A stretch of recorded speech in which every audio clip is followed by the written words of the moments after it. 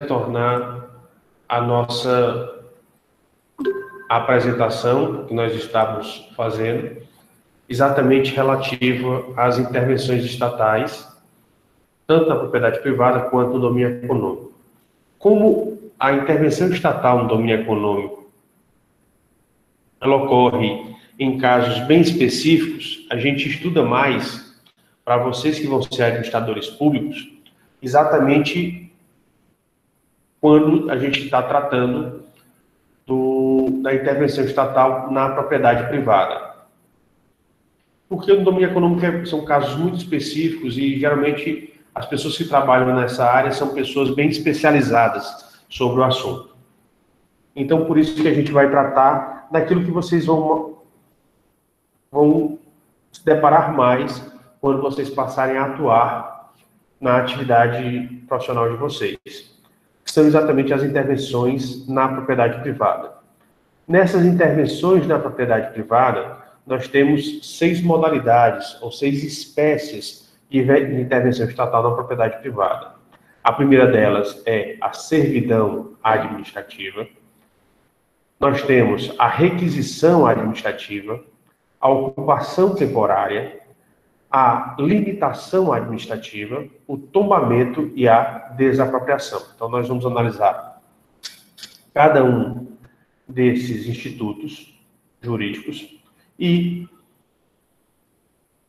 na medida que nós formos fazendo as exposições, nós vamos fazendo exatamente a correlação, mostrando o que é que diferencia um instituto do outro, para que vocês tomem consciência da necessidade também de você saber fazer uma distinção desses vários institutos com os quais você lida. Então, vamos iniciar nossa abordagem exatamente a respeito da servidão administrativa. Na servidão administrativa, o que seria, essa servidão administrativa? Então, na verdade, a servidão é algo que está a serviço de alguma coisa. Na servidão administrativa, nós vamos perceber que ela só recai sobre bem imóvel, mais especificamente, bem imóvel de propriedade privada. Então, esse algo sobre o qual recai a servidão, ou este algo que tem que estar a serviço de alguma coisa, é exatamente um bem imóvel. E esse bem imóvel, ele tem essa particularidade, que ele sempre vai ser, que ele, em regra, vai ser uma propriedade privada. E aí, esse bem imóvel, ele está a serviço de outro bem imóvel ou de outras pessoas, exatamente por determinadas circunstâncias que acontecem. E elas acontecem por quê? Por vários casos, por vários motivos. Pode ser estabelecido por um acordo administrativo, pode ser estabelecido por sentença judicial, ou pode ser estabelecido por uma questão fática, ou seja, ocorreu uma situação fática e há a necessidade do reconhecimento dessa servidão administrativa. Geralmente eu coloco uma ideia que se torna comum, principalmente nos municípios onde as pessoas têm mais dificuldades econômicas, Que ideia é essa? Geralmente, uma pessoa adquire um terreno e, ao adquirir o terreno, ele constrói a sua casa na parte da frente do terreno e deixa a parte de trás um quintal para que ele possa ter um local onde ele possa, às vezes, fazer uma plantação, exercer uma atividade de lazer, enfim, exercer um hobby. Ele deixa o quintal. Quando os filhos vão crescendo, e muitas vezes não têm as condições de adquirir também um terreno ou uma propriedade, o que é que os pais permitem? Permitem que os filhos, eles construam suas casas ou construam apartamentos na parte de trás. Ou kitnet, ou um pequeno apartamento, ou uma outra casa na parte de trás do imóvel. Mas aí o que acontece? Como foi construído na parte de trás do imóvel, você tem que deixar um corredor, porque nem sempre a pessoa vai passar por dentro da casa, ou da primeira casa que foi construída. Então, por isso tem que ficar um corredor. E digamos que os pais vêm a falecer e os filhos desejam vender a casa, porque estão com dificuldade financeira e desejam vender a casa. A pessoa que comprar essa casa da frente, ela não pode fechar o corredor que dá acesso à área de trás. Por quê? Porque essa área de trás, ela só tem acesso à rua através desse corredor. Então, a área do corredor, ela se torna uma servidão administrativa, onde qualquer pessoa que mora na frente, ele vai ter que aceitar essa passagem das pessoas que moram ou estão vivendo nos imóveis de trás. Tá certo? Então, por isso que a servidão é sempre que o bem imóvel, em regra, propriedade privada, ele fica a serviço de um outro bem ou a serviço de uma determinada atividade de alguma pessoa. Nós temos também os casos, hoje em dia, como nós vivemos numa região onde tem problemas de falta de água, né? Tem problema de estiagem, então nós temos as chamadas servidões de água, né? Onde, muitas vezes, alguns proprietários rurais, eles investem para fazer escavações nas suas fazendas ou nas suas propriedades rurais, para que ele possa alimentar ou praticar uma atividade agrícola, né? Um plantio. Mas, quando a situação estiver calamitosa e não tiver outro meio para sustentar as pessoas que não seja aquela água, então o que acontece? Aquele proprietário, mesmo ele tendo investido por aquela água, ele tendo um gasto para fazer aquele poço profundo, ele vai ter que repartir essa água com as outras pessoas. Por quê? Entre a plantação e o fornecimento de água para as atividades do ser humano, a prioridade é o fornecimento de água para as atividades do ser humano. Claro que sem desperdício. Entre a criação de animais e essas atividades indispensáveis para a manutenção da vida do ser humano, mais uma vez, vai prevalecer o fato de você ter essa água para o ser humano. Então, o mais importante é a sobrevivência dos seres humanos. Principalmente para dessedentação, que é o quê? É matar a sede, porque todo ser humano tem a necessidade de água, e os alimentos. Então, essas duas coisas são essenciais para os seres humanos. Depois, no segundo plano, vem exatamente a questão de plantações e de criação de animais. A prioridade é essa. Ah, professor, se eu só tenho o suficiente para conseguir gerar sobrevivência dos seres humanos. Então esquece as plantações e esquece também a criação de animais. Porque a prioridade é do ser humano. Então, por isso que hoje em dia você pode ter essa servidão por água, né? Ou oriunda dessa necessidade de água. E mesmo que a pessoa tenha gasto todo o dinheiro dele, ele não gastou um centavo de dinheiro público. Ele gastou tudo do seu próprio bolso para conseguir aquele poço profundo. Ele vai ter que obedecer a essa servidão administrativa. Por quê? Pela necessidade dos outros seres humanos. Porque o que acontece? Porque a água, hoje em dia, no Brasil, ela é considerada como sendo um bem... Ela é um bem público, né? É um bem de uso de todos. Então, por isso que a pessoa, ela não pode se apossar da água. A água sempre tem essa visão de ser um bem de uso comum de todos. Então, por isso que você tem essas várias circunstâncias. Então, você percebe, então quer dizer que eu não vou poder utilizar o meu bem imóvel da maneira que eu quiser.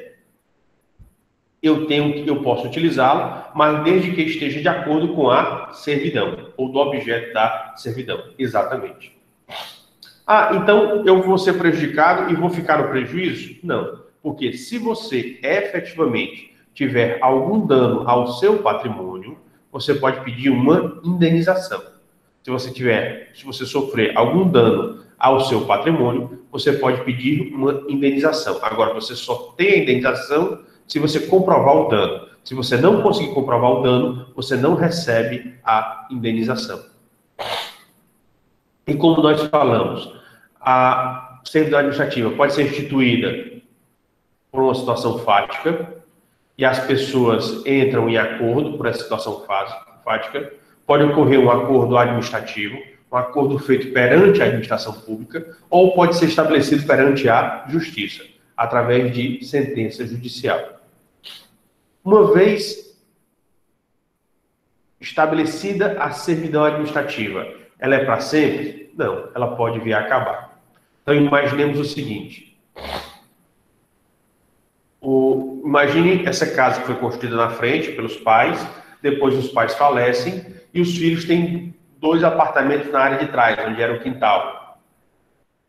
Posteriormente, quando os pais falecem, o que é que os filhos podem fazer? Eles, ao invés de ter 2 apartamentos de trás e uma casa na frente, eles resolvem fazer um prédio só, mas com 2 pavimentos, um térreo e um primeiro andar. E aí o irmão vai ficar no térreo, mas na área toda, e o outro vai ficar no primeiro andar na área toda. Então você não precisa mais desse corredor de passagem. E aí, se você não precisa mais desse corredor de passagem, não tem a servidão. Por quê? Porque as 2 pessoas que moravam atrás, hoje em dia, elas têm caminhos, ou seja, elas incorporaram o imóvel, elas fizeram de 3 imóveis, 2 imóveis, e todas as 2 têm acesso direto para a rua. Então não precisa que o bem de uma, o patrimônio de uma, fique a serviço do patrimônio da outra. Tá certo? Professor, quem é no primeiro andar? Ele pode fazer escada já para fora, para acesso à rua. Então, por isso não tem essa necessidade de você criar essa servidão administrativa. Então, pode ser exatamente pela incorporação do bem gravado ao patrimônio em favor do qual o bem foi gravado, que é nesse caso aí de você incorporar no patrimônio todo. Se desaparecer o bem gravado, digamos que o município quer alargar uma determinada rua e ele precisa aumentar a rua, então ele precisa invadir o terreno da frente, a casa da frente. E aí ele vai ter que destruir a casa da frente. Então, quer dizer que as casas de trás, elas vão ficar também com acesso à rua. Ou se ocorrer um desinteresse superveniente por parte do Estado. Acontecer alguma circunstância em que o Estado não tenha mais interesse. Então, perde-se também a chamada servidão administrativa. Tá certo? Meus caros, vocês têm alguma dúvida referente à servidão administrativa?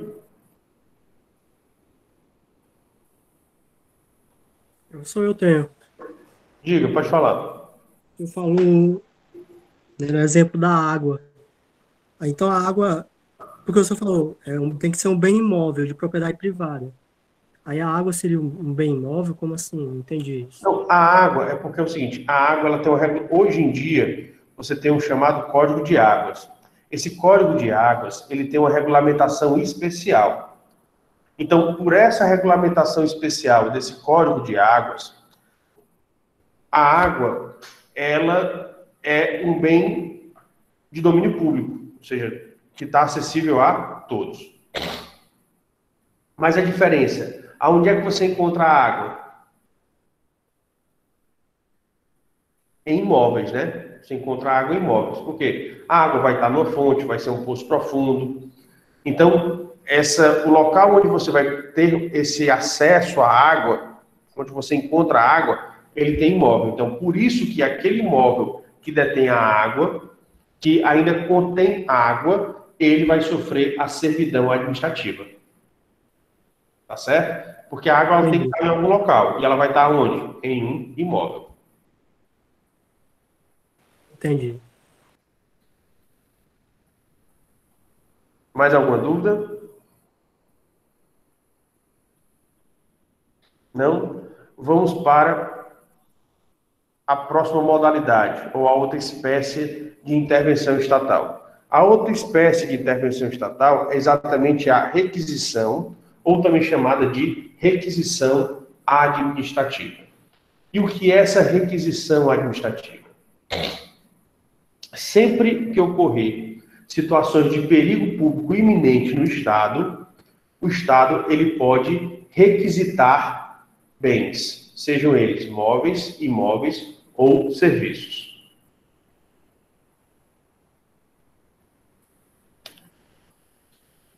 O que seria um perigo público iminente? Algo que venha a afetar a sociedade e que está prestes para acontecer. Por exemplo, uma guerra, a iminência de uma guerra é um perigo público iminente. A iminência de uma revolta popular, de uma guerra civil, é um perigo público iminente. De um desastre natural, um terremoto, um maremoto, um tsunami, um furacão, tudo isso é perigo público iminente. Então, o Estado, vamos imaginar o seguinte, ocorreu uma inundação em uma determinada região, que afetou 10 cidades. E essa inundação, ela afetou vários imóveis, mas não afetou outros. Então, o que é que o Estado pode fazer?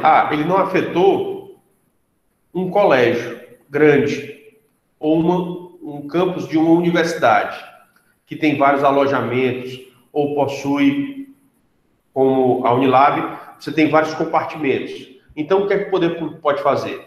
Ele poderia chegar, digamos que é a universidade privada, chega para a universidade privada e diz, olha, universidade, eu estou precisando acomodar essas pessoas que sofreram um desastre, você poderia suspender suas atividades?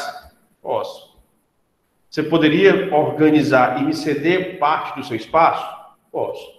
Então, isso daí seria a chamada requisição. Mas por quê? Porque você tem um perigo público iminente. E isso pode acontecer sobre imóveis, mas também poderia ocorrer sobre bens móveis. Exemplo, tratores. Você precisa de tratores para ajudar numa escavação. Então, digamos que ocorreu um soterramento, você precisa fazer uma escavação de parte da areia. Você não vai fazer toda, mas vai fazer de parte da areia. Você pode requisitar bens móveis de construtoras, de empresas que trabalham com construção civil ou ramos correlacionados. Serviços particulares. Você pode, em caso de terremoto e tudo mais, você pode admitir o quê? Pessoas da área da saúde, médicos, enfermeiros, técnicos de enfermagem, para ajudar as pessoas que foram afetadas por aquele determinado desastre natural. Então, você vê que a requisição ela é bem mais abrangente, né? Porque ela não são apenas bens imóveis, mas ela pode abranger os bens imóveis, os bens móveis e os serviços particulares. Qual vai ser a grande fundamentação da requisição? É exatamente o perigo público iminente, ou seja, tem algo de grave que está prestes a acontecer. E até enquanto acontece, ou logo depois de ter acontecido, também você pode ter esses casos de requisição, né? No Brasil, existe uma previsão constitucional dessa requisição, que ela está prevista lá no inciso 25 da Constituição Federal, do artigo 5º da Constituição Federal Brasileira de 88, e também pode ocorrer indenização, mas a indenização ela só vai ser necessária quando o proprietário ele demonstrar que houve um prejuízo, né? Então, quando ele recebeu o bem de volta, o bem móvel, imóvel ou o serviço, aí a pessoa pode alegar perante o ente político que fez a requisição se ele teve um prejuízo ou não. Mas aí, se ele alegar que teve um prejuízo, ele tem que comprovar esse prejuízo. Perceba que esse perigo público ele é iminente, ou seja, ele está prestes a acontecer. Essa requisição, então, poderia durar a vida toda? Não. Ela só pode durar enquanto durar a situação de perigo. Até antes da situação, enquanto o perigo estiver presente. Depois, tem que encerrar, tem que cessar a requisição. Então você percebe que ela é provisória. Enquanto a servidão administrativa ela é duradoura, a requisição ela é provisória. Depois eu queria que vocês percebessem exatamente essas diferenciações. Qual é a diferenciação da requisição e da servidão administrativa? Tá certo? Então, aproveitem hoje para fazerem logo os estudos de vocês e já fazer essa diferenciação entre servidão e requisição administrativa. A respeito da requisição administrativa, vocês têm alguma dúvida? Não. Ok.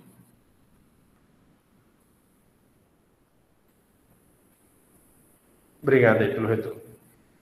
Então, nós vamos agora analisar a terceira modalidade, ou a terceira espécie de intervenção estatal, que é exatamente a ocupação temporária. Pronto, Bruno, pois fale. Eu só vi agora que você colocou aí no chat. Professor, o que estava acontecendo em Maceió? Que as casas estavam afundando e outras estavam, tipo, dando um sinal. Se encaixa em uma requisição? Não, porque aí o que acontece? A requisição vai ser a outra área onde essas pessoas foram relocadas, tá certo? Por quê? Você tá, essa parte de Maceió eu não acompanhei, tá certo? Mas o que acontece? É a mesma situação que você tem em relação a inundações ou a furacões, porque tem uma área que foi afetada. Então, por exemplo, aí ocorreu um problema do solo e algumas casas afundaram, é isso?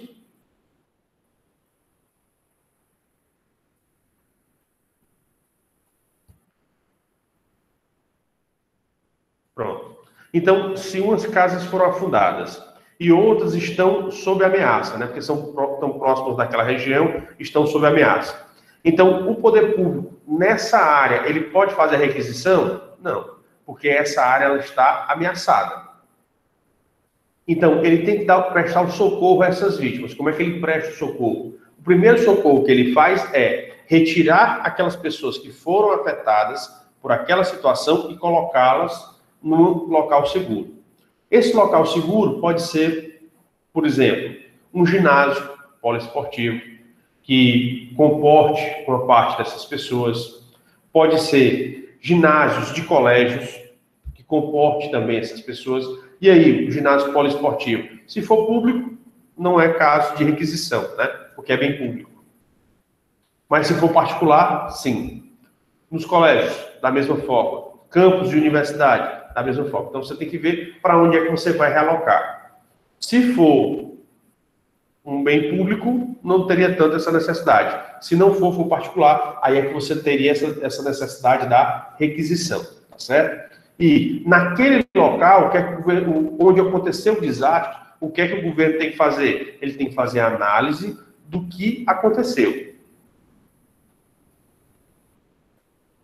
Esse solo aqui, ele ainda vai gerar instabilidade? Vai. Então as pessoas não podem mudar para cá.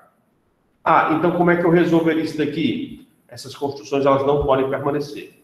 Então eu analiso se as pessoas podem tirar os seus pertences da região. Se puder, ele estipula a forma das pessoas retirarem, né? Se pode ir todo mundo de uma vez, ou vai somente uma parcela delas, e aí vai um por vez, ou vai um grupo de 2, 3. Ele estabelece dentro dos padrões de segurança. As pessoas desocuparam, então não tem como desocupar, ele vai ter que destruir, colocar abaixo e fazer uma intervenção na área. Que é essa intervenção? Fazer alguma obra para tentar estabilizar o solo da região. E aí, depois que ele fizer essa intervenção, ele analisa. As pessoas podem retornar para cá? Podem. Então, eles permitem que as pessoas retornem. Se não, ele vai ter que achar algum outro meio para as pessoas. Então, elas podem ficar nessas zonas precárias, né? Enquanto durar essa situação. Ou você pode ter uma outra situação, que o poder público ele pode, vendo que as pessoas não podem voltar para aquele determinado local, porque aquele local realmente tem uma instabilidade no solo, então ele pode muito bem colocar essas pessoas no sistema de habitação ou na política de habitação, para que ele possa fazer outros conjuntos habitacionais e relocar ou realocar essas pessoas nesses locais. Tá certo? Então, a situação não vai ser no local onde aconteceu, é no local onde você vai cuidar das pessoas afetadas. É que você pode ter essa figura da requisição sendo utilizada. Entendi, professor. Obrigada. De nada. Mais alguém tem alguma dúvida? Não? Então vamos para a próxima modalidade, que é exatamente a ocupação temporária. Perceba que a requisição, ela é temporária, né? Ela é provisória, é só enquanto durar o período. E essa ocupação aqui que a gente está falando também é temporária. Mas aí vai ter uma diferença dessas duas, e eu vou deixar as duas aqui na tela, exatamente para você fazer esses contrapontos.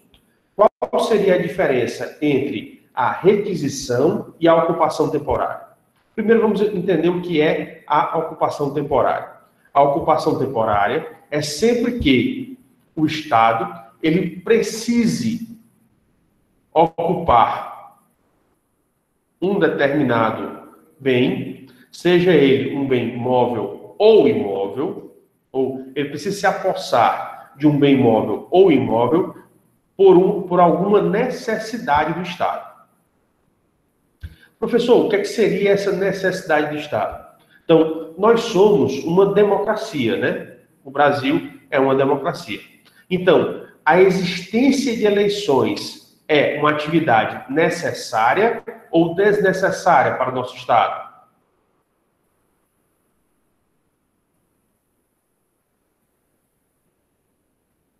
Necessário.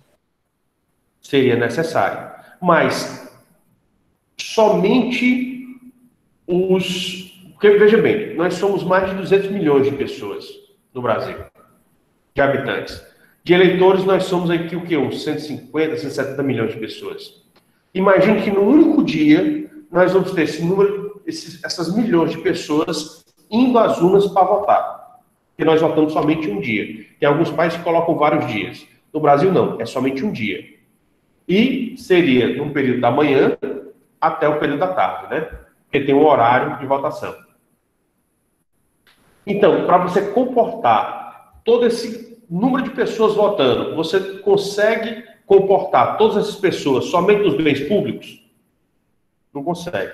Então, você vai ter que utilizar também de bens particulares, né, para fazer as eleições. Por isso que vários colégios particulares são utilizados, clubes particulares são utilizados, por conta exatamente disso. Porque a demanda de espaço é muito grande, porque é um dia só, um intervalo do dia, né, ou seja, algumas horas de um dia, e você vai ter que ter toda essa população fluindo por esses espaços.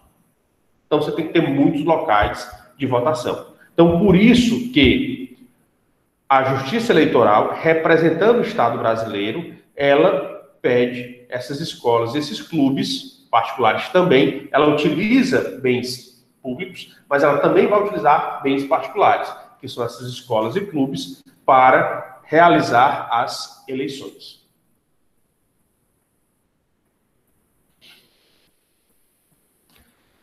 Além disso, certo? Além disso, nós temos também, e aí vocês já acompanharam, que de vez em quando o Estado tem que fazer algumas intervenções nas vias públicas e mesmo nas estradas, né? Ou nas rodovias. E vocês acompanharam agora, pelo menos quem mora aí nessa região do Maciço, a duplicação da via, né? Que vai de Fortaleza, dessa rodovia que vai de Fortaleza exatamente ao Maciço de Baturité. Onde antigamente era uma rodovia simples, com duas mãos, e hoje em dia você tem ela foi duplicada, né? Ou seja, você tem duas vias, uma no sentido indo e a outra voltando. E durante essa duplicação foram necessárias várias intervenções, ou seja, você utilizar máquinas pesadas. E essas máquinas pesadas, durante esse período de construção, seria racional você ficar indo e levando para a sede da empresa? Não. Então, elas tinham que ficar naquela região enquanto elas faziam a obra naquela determinada região. Depois, vai para outra região e assim por diante, porque tem os trechos, né? Então, no trecho, escolhe-se um local onde essas máquinas podem ficar sendo deslocadas para aquele determinado local. Pois bem, esse local onde as máquinas elas ficam nesse período de intervalo entre as atividades da obra, seria um depósito, né? Também é uma ocupação temporária. Por quê? Porque as máquinas da construtora que está realizando a obra não vão ficar ali para sempre, vão ficar ali somente um período.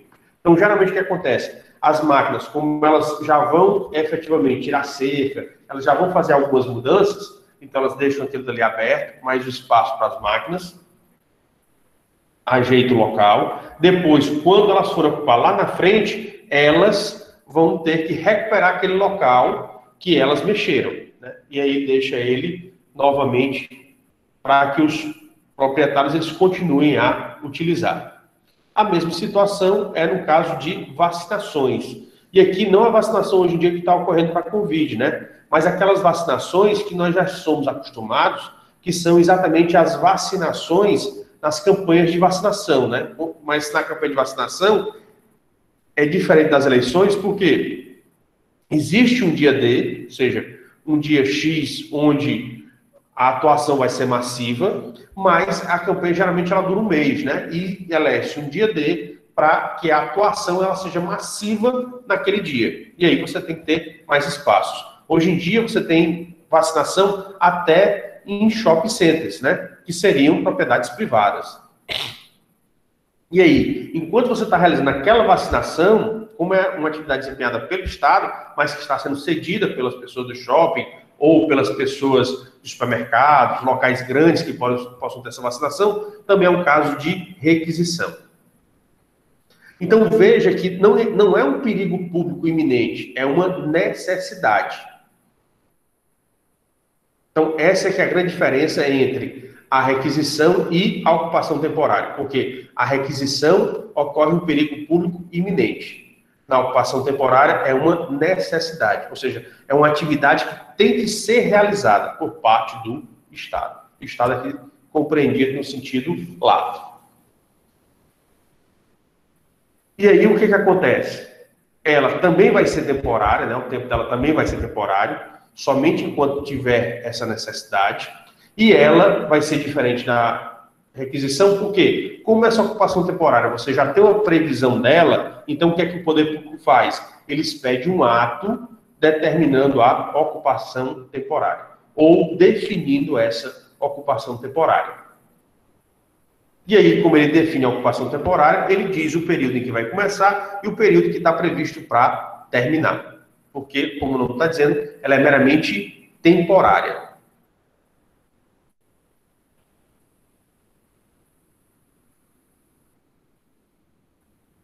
Vocês conseguiram compreender essa distinção entre a requisição e a ocupação temporária?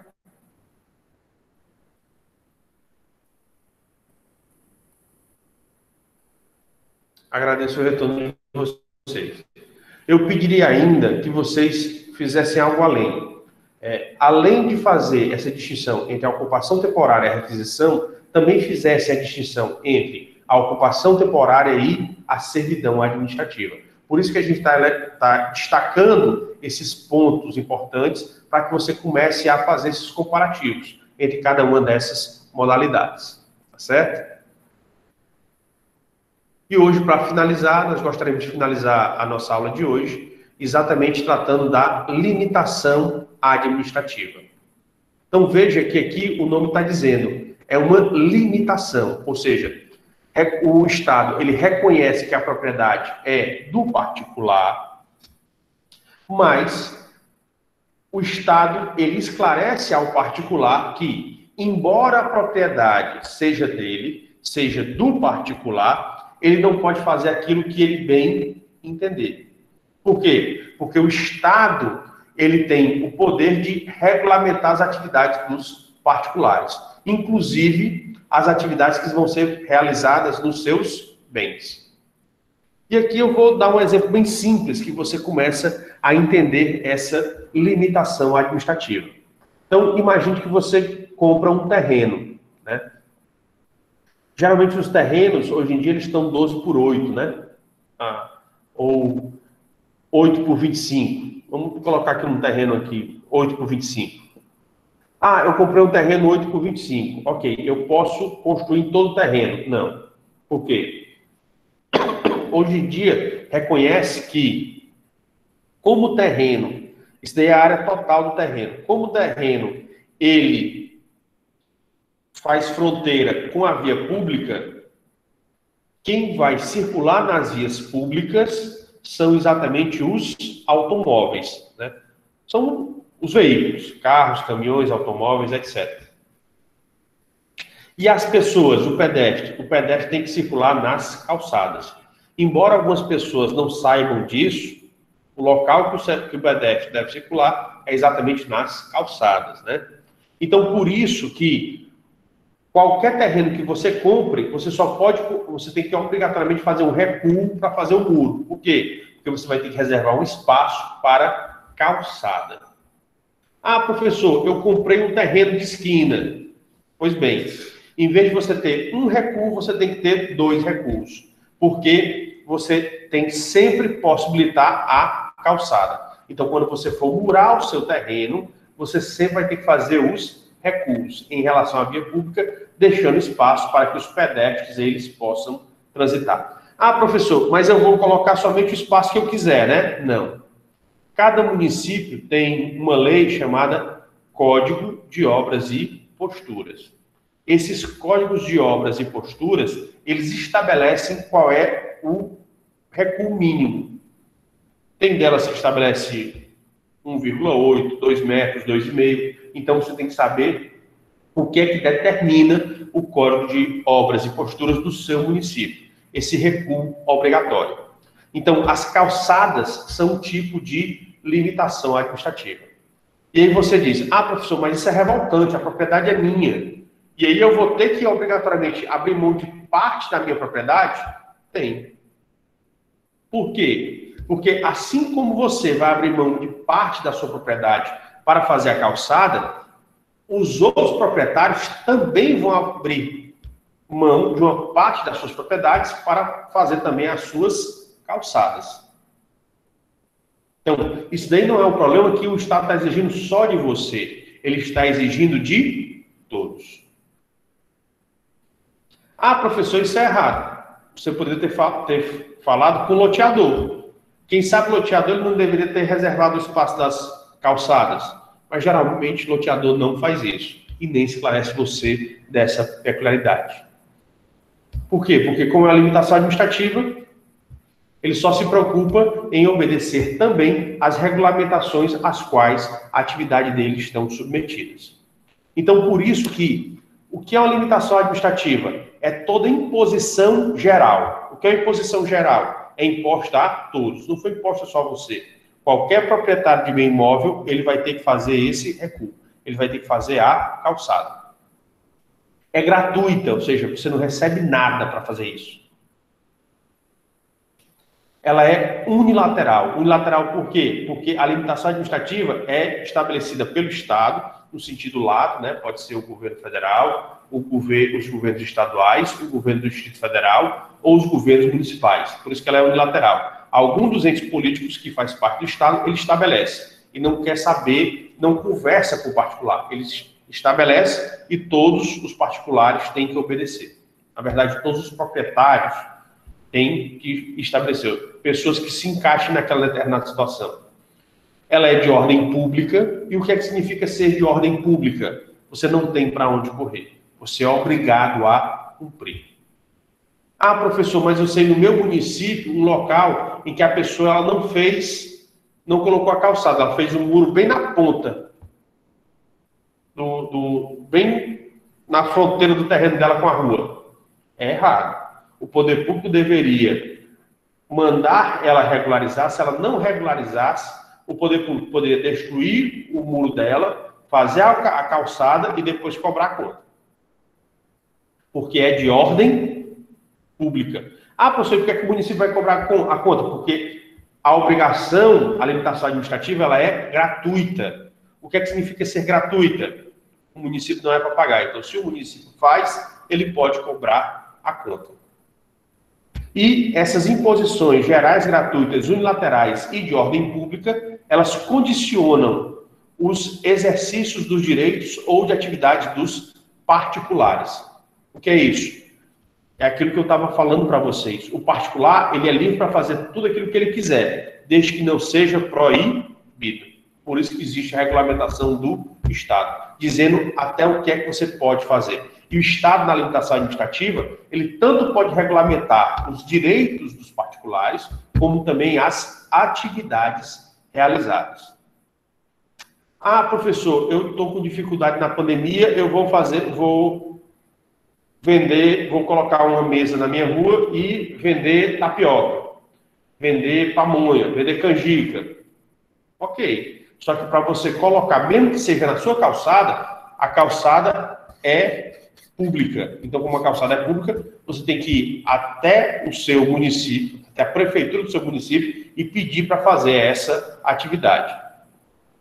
Porque se você não se regularizar perante o seu município, pode passar fiscalização e levar tudo. Por quê? Porque você está exercendo uma atividade irregular. Lembre-se que pode ser um direito ou uma atividade. Essa venda de comida é uma atividade que está sujeita a várias regulamentações, principalmente relativas à vigilância sanitária. Professor, e por que o Estado, seja o governo federal, os governos estaduais, o governo do Distrito Federal e os governos municipais podem fazer isso? Porque eles estão velando pelo bem-estar social. Ah, professor, vou montar uma banquinha e fazer sanduíche. Ok.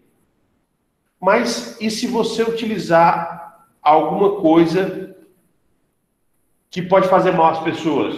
Então, por isso que o Estado ele tem que fiscalizar. Então, ele vai condicionar o exercício tanto dos direitos quanto das atividades. Porque é interesse do Estado, ou é obrigação do Estado, velar pelo bem comum. E entre o bem comum está o bem-estar social.